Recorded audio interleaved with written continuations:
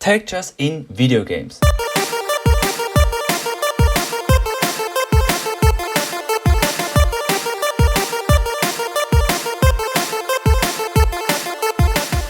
They are a fundamental part of every 3D video game. Early games like Doom and Wolfenstein 3D already used textures even though they weren't really 3D games at all. Nowadays the people talk about the 4K textures or 8K textures in the newest ray trace games, and they talk about how much VRAM those textures really use. VRAM is a type of RAM on your graphics card which you mostly use for rendering textures, and 4K textures are especially demanding on it, requiring a minimum of 8GB VRAM or even more. But are those 4K and 8K textures really worth it? I think not. Let's get some context. I am developing my game only Control right now.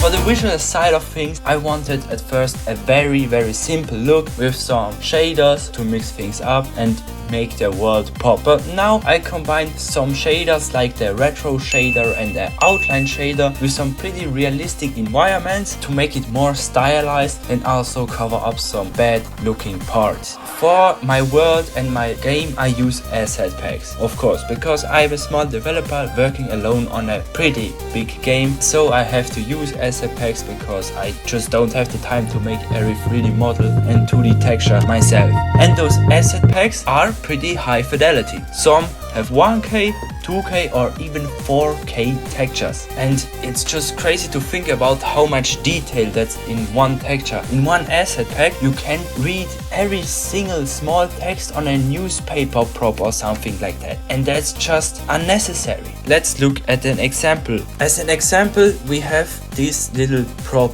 right here. And as you can see, it's very small in the world in comparison to the character. And when you go close up to it, you can see some details but not everything. But if we go into free cam, we can see how detailed this prop really is. Like, you can read every single text, you see every scratch on it. You can probably even scan this barcode right here, and that's just unnecessary. Like, I don't need to read out the safety precautions for this isobutyl alcohol right here, because this prop is very small and you can't even get that close to it if you are in the real game. So what I can do about that is I go in the texture, and in Unreal Engine I can set a maximum texture size, and I crunch down textures in my game to 512 by 512. Like you can see right here, now it's way smaller and you can read the text on it. Also, I use the texture filter to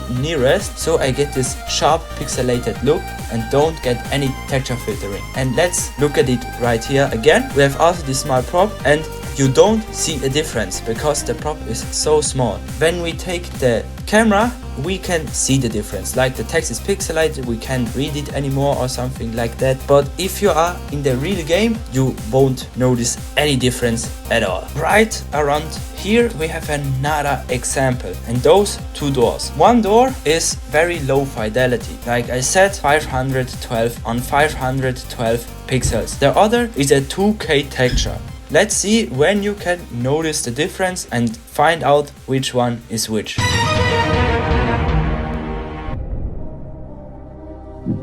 I think right about here you can see the difference. Like, obviously that's the pixelated door and this is way more high fidelity. If you get up close, you can really see each pixel. But even if you're just a few meters away, you can't see the pixels anymore, but the texture is way smaller and way less demanding on the VRAM, on the rendering size of things. Let's do some other comparisons in real gameplay, where you have to find out which one has low textures and which one has very high fidelity textures. If you are moving through the level, you won't notice the difference, I promise. And also, don't look at the character only, because he is always pixelated.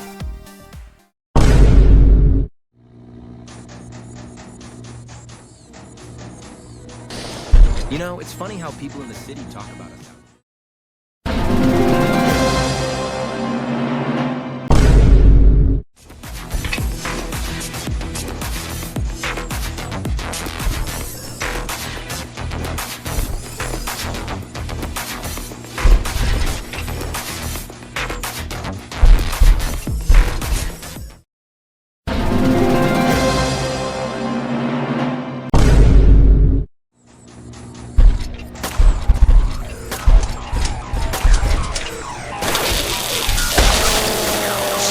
fresh split, made to order. Bon appetit.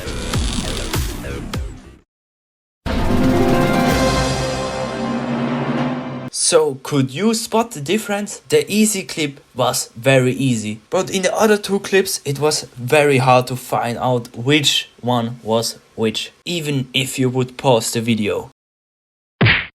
So like I said, I crunched down all my textures in my game to 512 by 512 with the nearest texture filtering, so I get those sweet sharp pixels. But what are the benefits of having such small textures? First of all, you use less VRAM and the texture streaming pool never hits its limit. Before that, you could hit the limit in my game at some spots where many textures are loaded at once, but now you never hit the limit because it's almost 4 times smaller. Also, the game's download size is way smaller. Before optimizing the textures, the game was 6 GB in size, and now the game is almost 2 GB smaller at 4 GB. That means everyone has a faster download because they have to download less data. And I also set the nearest texture filtering, and the game looks mostly the same, even with the nearest filter and the low textures. So I guess it's a win-win situation.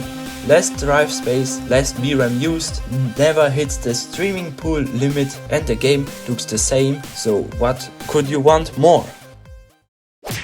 As you can see, you don't need a crazy high texture size because most of the players won't notice the little details if they just run through the levels and play the game. If they stop and look at every single detail, maybe they will notice that you use just 1K textures. So you are probably fine just using 1K textures, and in my case I even used 512 by 512 textures in my game. And if you are playing a AAA game, also try setting those texture quality settings down a bit, because you yourself won't notice the difference that much, and you could get way more FPS by setting the texture sizes down a bit.